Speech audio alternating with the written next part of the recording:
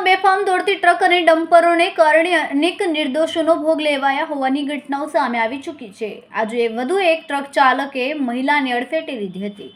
સુરતના પર્વત પાટિયા વિસ્તારમાં એક ટ્રક ચાલકે મોપેડ સવારને મહિલાને અડફેટે લીધી હતી. જોકે સદનસીબે યુવતીનો જીવ બચી ગયો હતો. ટ્રક ચાલક અકસ્માત સર્જીને ફરાર થઈ જતો વિડીયો પણ સામે આવ્યો છે. વિડીયોમાં જોઈ શકાય છે કે ટ્રકની નીચે ફસાયેલી અને બચાવની બૂમ પાડી રહી છે. મહિલાને ટ્રકની નીચે ફસાયેલી જોઈને હાજર ટોળાએ મસમોટી ટ્રકને હાથથી ધક્કો મારીને ખસેડવાની શરૂઆત કરી હતી અને ટ્રક ખસેડીને મહિલાને બહાર કાઢી હતી. સદનસીબે ઘટનામાં મહિલાને સામાન્ય ઈજાઓ થઈ છે. મહિલાને સારવાર અર્થે હોસ્પિટલ ખસેડવામાં આવી છે.